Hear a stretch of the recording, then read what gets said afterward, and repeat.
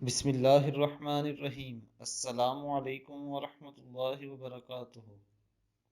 رسول اللہ صلی اللہ علیہ وآلہ وسلم نے ارشاد فرمایا، اے لوگو اللہ سے ڈرو، دنیا اور رزق کی طلب میں عمدگی سے کام لو، یعنی حرص و طمع اور حرام و مشتبہات میں پڑے بغیر پاکیزہ رزق عمدہ طریقے سے حاصل کرو، کیونکہ کوئی بھی شخص اس وقت تک نہ مرے گا جب تک اپنا رزق پورا حاصل نہ کر لے، اگرچہ وہ رزق کچھ تاخیر سے اسے ملے۔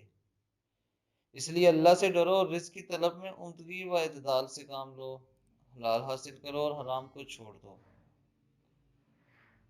دوستو، اس حدیث میں ان سب لوگوں کے لیے پیغام ہے جو حرام طریقے سے اپنا رزق حاصل کرنے کی کوشش کرتے ہیں۔ اللہ تعالیٰ ہمیں رزق حلال کمانے کی توفیق عطا فرمائے، اور میری آپ سب سے یہ گزارش ہے کہ میرے چینل کو سبسکرائب کریں۔ اپنا بہت خیال رکھیے گا۔ اللہ حافظ۔